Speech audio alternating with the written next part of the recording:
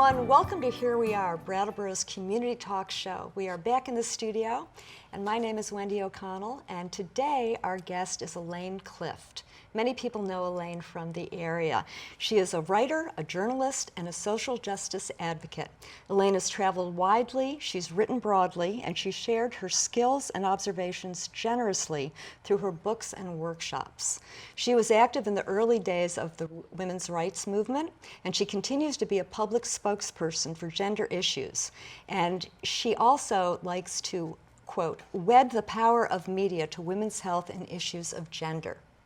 Welcome, Elaine. Thank you so much, Wendy. It's so great to be on the show. Yeah, it's great to see you.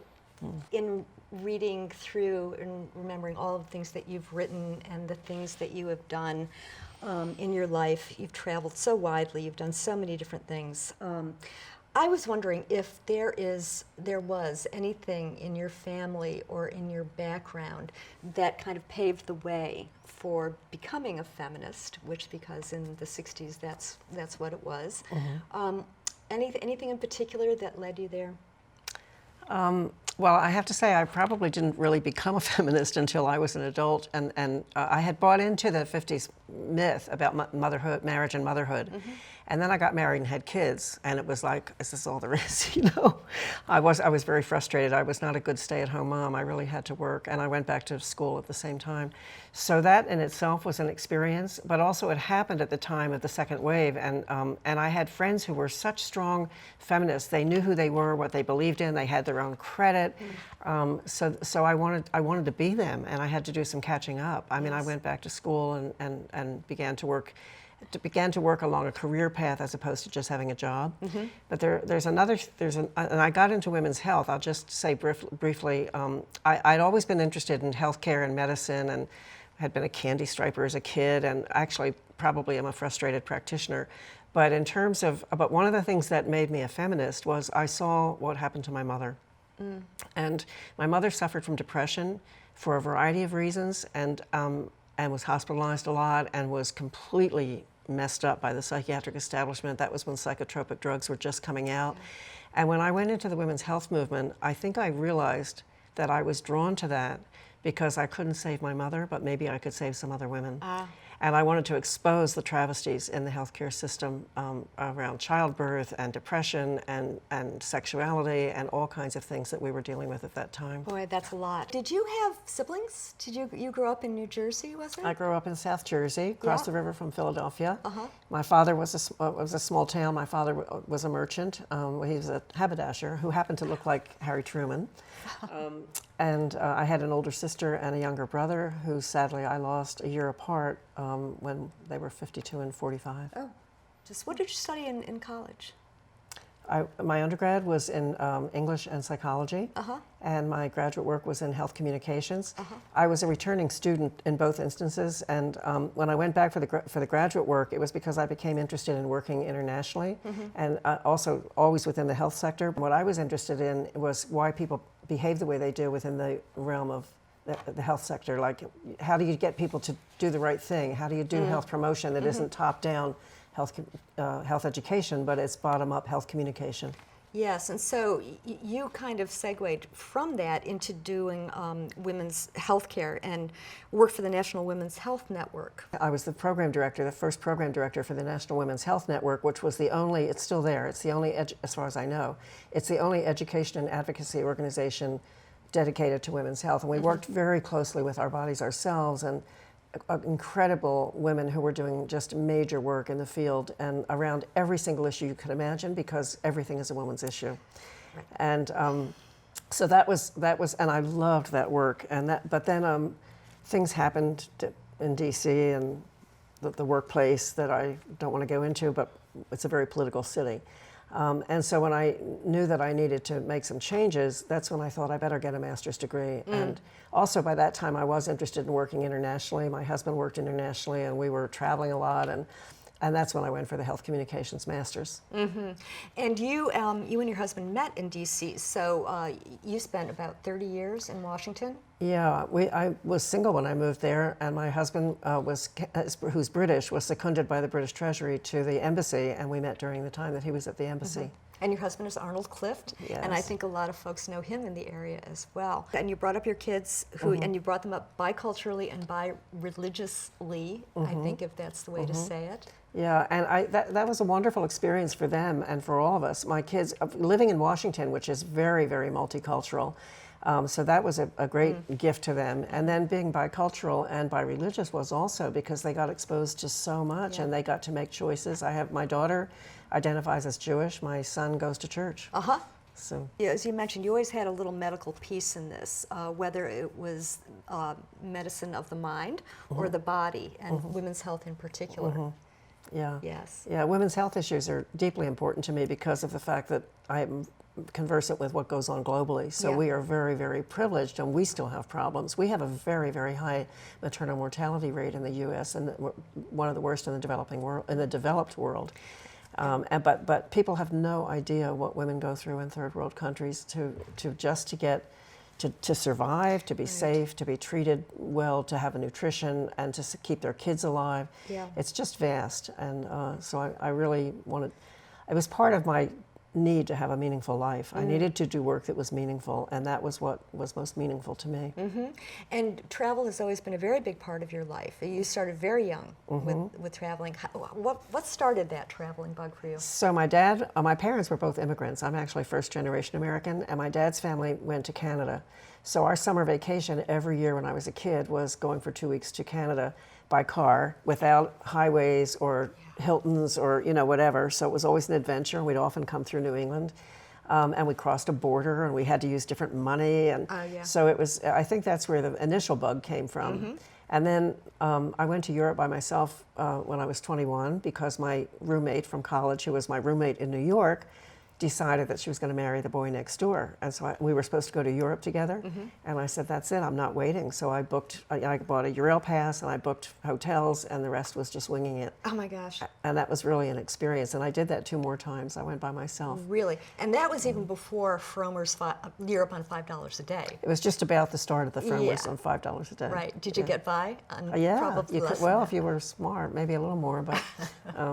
But there was always someone to help, and it was a great adventure to figure out the geography and the money and the cultures and the foods. And it makes me sad now when we go abroad again because everything's homogenized. Everything is the same hotels and restaurants and shops, and now the currency in Europe and everything. And I think how sad not to have. I mean, I did that in the '60s. That wasn't that long after the war. No, I know. And you really notice it when you go back, when you travel now. Yeah. If I go to new countries now, it's still kind of a wonderful experience, particularly because they're often not so developed. But there was nothing like those first few trips. Yeah. Elaine, so you've traveled widely, and just going back to D.C. for a little while, to have spent 30 years there is a good amount of time. How did that inform you? How did that affect your writing? How did it develop your focus? So there's a few answers to that. I began to write professionally during those years, and that was connected to my work, and I was doing both professional and personal writing and getting published. Then I wanted to go to the Women's Conference at the beginning of the UN Decade for Women in Nairobi, and I wrote a piece for a women's medical magazine about third world women's health issues and took the payment for that to buy the ticket to Nairobi. And I covered that conference, so I got into journalism kind of that way. I used to write for lots of women's magazines. Almost every state had a women's magazine, and for years I wrote for something called New Directions for Women, which was a feminist lefty, So I began both personally and professionally. And then I just started spewing ideas for poetry and short stories and memoir and all kinds of things. And so I really got into the writing seriously and professionally during those years. But the other thing that happened was, as I said, Washington's a very political city. And so things happened that affected my career that were very, very painful and hurtful. And then I started moving into academia. I was invited to teach health communications at Yale. That was my first teaching gig. Did that for about 6 years. But increasingly, my working experience, my career experience in Washington ended up not being very happy 3 times over 20 years. And it came to the point where I said, I got to get out of here or I'm going to do a Kramer versus Kramer. And I loved New England, and I taught at Emerson College, and And I went to school in Boston, so I said, you know, I really want to. And I used to come to Vermont to write. I used to come to the Dorset Writers Retreat. Oh. So I knew that I love this state, Yeah. and that's why I wanted to come. And we've been here 22 years. How'd you talk Arnold into it? Well, he said it was my turn. You know, we were in D.C. all those years because it was his career. You know, Right. And you've been here 22 years. I was going to say, yeah, at least 20 years, yes. Happily here. You've written in so many different genres, Elaine, and it seems to have gotten wider over the years as well. You've done a lot of nonfiction, you've done essays, you've been a journalist, you've done creative writing, you've done fiction, and you've been a columnist. You know, you've written for the Commons here in town, the Keene Sentinel, Vermont Digger, also Salon.com, which is not quite local. I wonder if you could talk a little bit about working in these different genres, how that is your expression and their connection to you and to each other. So a lot of my creative work, whether it's poetry or fiction, really derives from true observations and all this traveling and stuff, and also you people that, you know, most writers, especially when they're new, start out like because they know somebody who has a story and they can fictionalize that and so forth. So a lot of my my creative writing in terms of fiction and poetry is inspired by events and people and thoughts that I have. The columns are my way of journaling. When I do writers' conferences or presentations or whatever, one of the big questions I get is, do I journal every day? And I say no, but I journal all the time because my columns are my journals. It's the way I process life and the meaning and what I think are the major issues and how we're approaching them or not.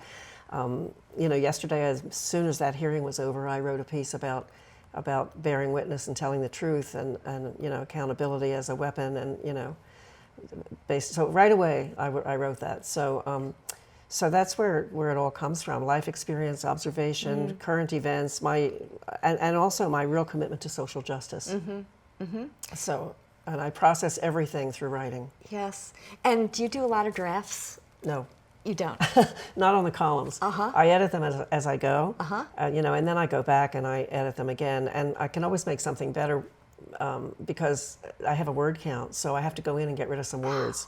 And by tightening it up, it becomes a better piece. And so when I'm teaching writing, I really talk about that being the single most important thing I can tell people is to just take out every unnecessary word until you cannot do it again, and it will be a stronger piece. Yeah. It's so true, isn't it? Yeah. Editing in general, whether Yeah. it's film or writing or. Yeah. Well, let's talk a little bit about the teaching piece because I know that you've it also hinges into your travel. You've done English as a second language in various places, including Thailand. You're a Vermont Humanities Scholar. And you were an adjunct professor at Yale, among other things. So do you enjoy teaching? I love teaching. Yeah. I love teaching motivated students. I'm very frustrated with students who are just there because they don't know what else to do. Or in the case of Thailand, I had several students from China who were there because they wanted to do business there, but they got in on student visas and just did none of the work. But Thailand was an extremely rewarding experience for me teaching because learning there is rote. They had never had a teacher who taught them to deconstruct like a story and think about what it meant and all of that. So I was quite popular there, but also I was very rewarded by, just as an example, I had a wonderful Burmese student who came from a rural village, somehow managed to get through school and get into this university. And I and some others were able to help him get to a better college. And then he got a Fulbright and he came to Tufts, and I was able to see him then. And he said to me, you know, you changed my life because you taught me how to think and how to write. Wow. So that kind of feedback, I got a lot there, and it was, you could just see them opening up, you know. And what a great way to connect with people. Yeah. What a wonderful, I know that you've formed a lot of relationships over the years with people you've met on your travels. That's so heartening. It's so rewarding. It's such a gift to me. It's such a gift to me to be able to do these things because there's so many meaningful things happen that affect me and that I learn from. Yeah. And so it's been really a gift. It's not just travel to travel. It's travel to really become part of another culture, if that's Right. possible, or at least observe and respect another culture. Yes, that's right. Because a lot of your travels, you are embedded. You, as they say these days, you actually are teaching or you're interacting with Yeah. people on a one-to-one or Yeah. a classroom. Yeah. Or you've also done a ton of workshops. Lots of workshops. Yes, locally. And did you do that as you were traveling as well? Well, I was teaching, so it was kind of, Yeah. I was teaching writing, and it was sort of the same thing. And now I teach adult learners. I teach writing workshops, but also women's studies things, and you know, I've done kind of a lot of different. I have to keep coming up with new programs because the same people come back to my classes. Which do you most enjoy using as a subject for a workshop? I love teaching writing because the people who come are the self-selected group. They Yeah. they want to be writing, or Yeah. they are writing. They want to get better.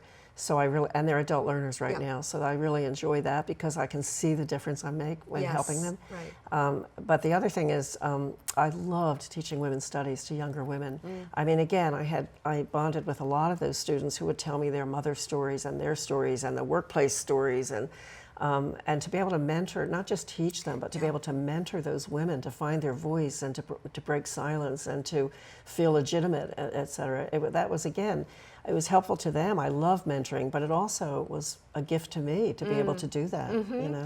And you have an historical piece as well, starting way back, you yeah. know, when you were very young. Yeah. So yeah, a lot of history has gone down Yeah. since that Yeah, time. and you know, being part of the second wave was again another privilege Yes. because I was really on the front lines with a whole bunch of other amazing women. Yes. And I went to the Nairobi conference, I went to the China conference, I went to several of the interim conferences and covered them or participated in them.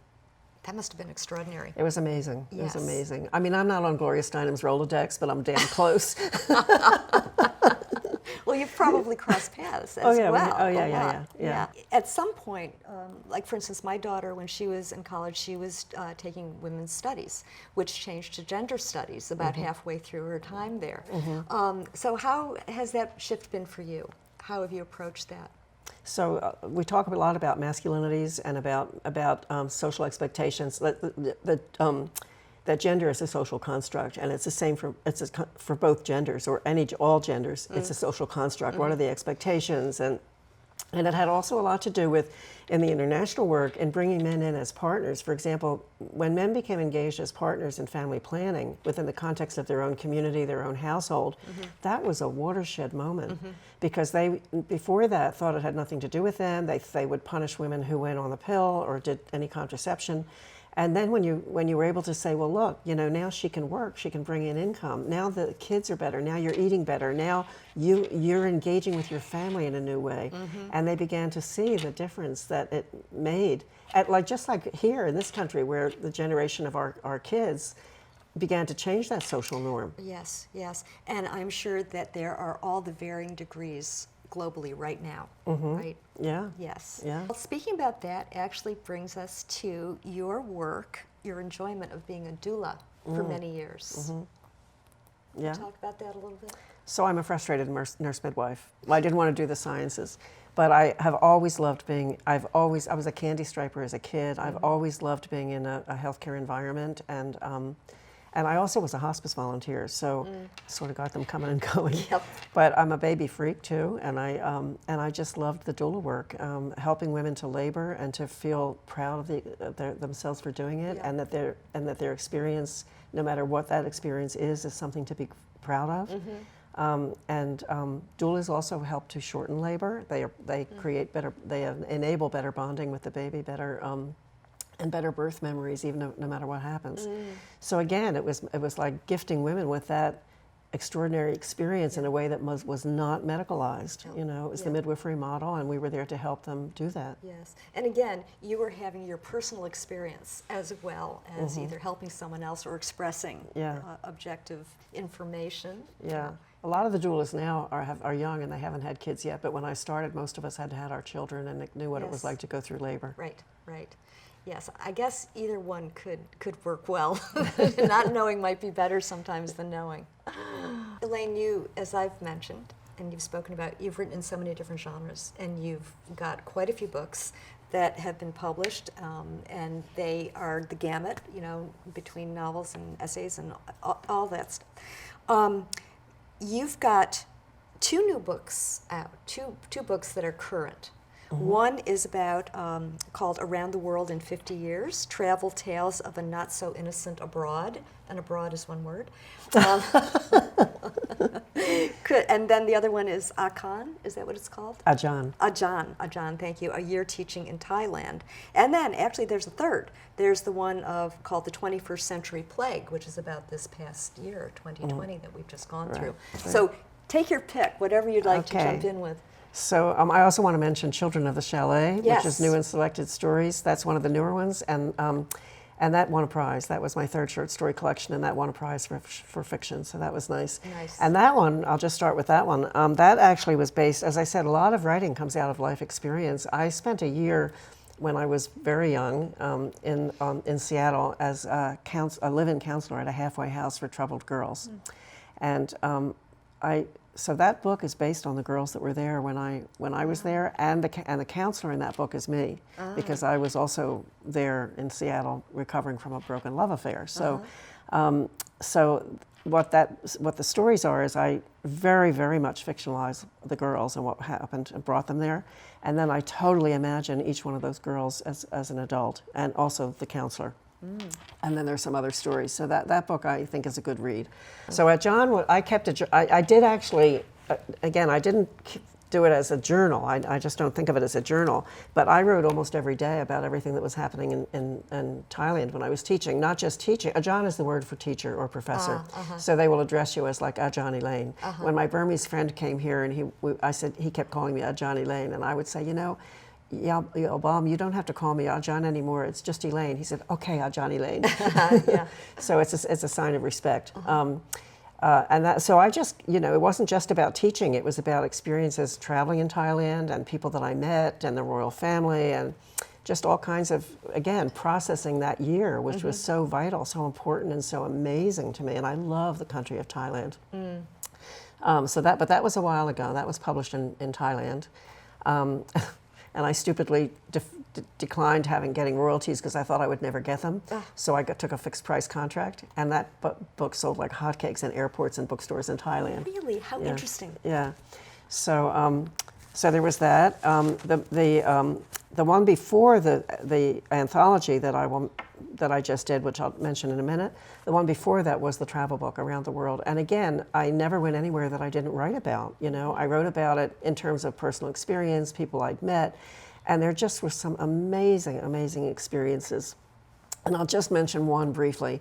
When I was in Dubai, I took this touristy evening excursion because I wanted to go to the desert to have dinner in the desert.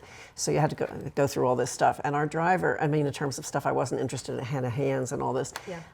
But our driver, who looked just like a young Gaddafi, he was an amazing guy. He had lost his wife in a car accident, and he had 3 daughters. He was living with his mother. And I started to talk, I sat in the front of the car with him, and I started to ask him about his life and his daughter and his girls. And I said, do you think your wife ever wanted to be more than a mom and wanted to do more? And and was free to move about. He said, oh, she's very free. She can sit in front of car like you. And so then I started talking about the daughter. And by the time we were on our way back and I'm in the front of the car, I'm saying things like, I'm going to be on your shoulder for the rest of your life until your little girl grows up, because don't you want her to be everything she wants to be and everything she can be? And I'm going to be right there whispering to you. And so he was lovely, and he actually, he took off his head wrap and he actually shook my hand when we parted, which was very unusual. Yes. And I have often wondered if that guy thinks about me when he's with his daughter. I'll bet he does. Yeah. I'll bet he So does. different things like that. Different Yes. elderly gentlemen who I would converse with, and one of them told me this great story of his first love during the war, and I won't take time to tell it, but it was a very, very moving story. So things like that in that book were important. So I just want to mention quickly the latest book, which is my 4th Open Call anthology. It was in March of 2020 that we had to abort a trip to Europe because of the COVID. And I was sitting on my sun porch, it was beginning to be spring, the flowers were, and I thought, well, this isn't so bad. And I wrote a poem about the peacefulness of having to wait it out. And then a couple of months later, I wrote another poem, which was a little bit cheeky about COVID liberation, like no makeup, no bras, no lipstick, no going to dinner with people you don't like.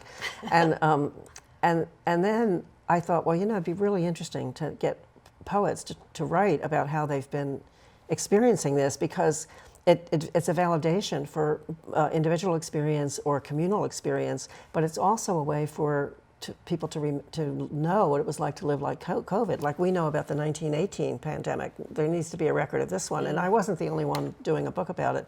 But I put out a call, and the poems just poured in. Really? And from all over the country, and also from abroad, a couple from abroad. And they were just exquisite. I got over 100 poems, and I selected 70 some to be in the book. And then the third one I wrote, which became part of a trilogy in the book, was actually written later into the pandemic, where I was writing about how difficult it was to be isolated and to survive the whole thing. And so these poems were just beautiful. And so I wrote the introduction. A friend of mine who's a retired psychiatrist wrote we collaborated to write the foreword. So it's 53 poets from all over and 70 poems. Oh, that's wonderful. And that's coming out? Is that available? It came out in June. It was published by University Professors Press.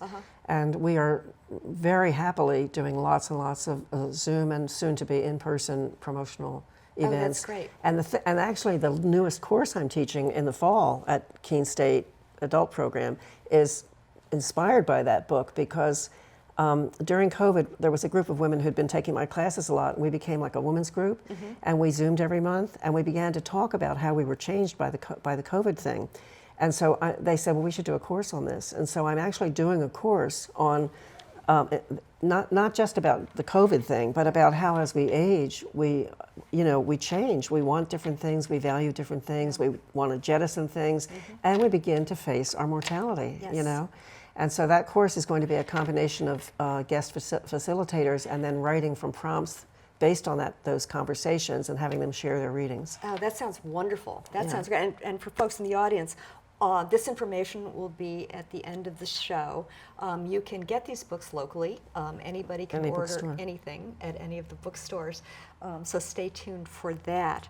And we don't really have time to cover this, Elaine, but publishing is a whole different kettle of fish. Nowadays, for sure. Yeah. For sure. Yes. And I have self-published some of my creative work. I consider it, if you work with a good production house and you understand the elements of good book production, Virginia Woolf was self-published. Mark Twain was self-published. You can do a piece that is every bit as good as anything you'll see publicly, but you have to have the cash to do it, and you have to have the entrepreneurial skills to market it and distribute it, because nobody's going to do that for you. It'd be cool if you did a class on that. I have done. Have you? Yeah. Oh, good for you. Yeah. That's wonderful. Most publishing houses, there's about 5 publishing houses that control everything, and Borders and Barnes and Noble changed what you got published because they wanted blockbuster sellers. That's right. So much has changed. Yeah. Well, I'm glad you are still out there and you're still writing and expressing and publishing and helping other people in the classroom or wherever you go. Thank you. And you'll be able to start traveling again soon. Hopefully soon. Yes. Yeah, hopefully. Elaine, thanks so much. Yeah, thank you so much, and I'm really delighted to have been able to do this, and I really appreciate the opportunity to share everything we could share. Oh, me too. We covered a lot of ground. We did. Thanks. Thank you. And thanks to all of you out there for a whirlwind experience with Elaine Clift. So many experiences and so many things that she's done for the community and for the global community as well. We will be here next week. Tune in. See you then.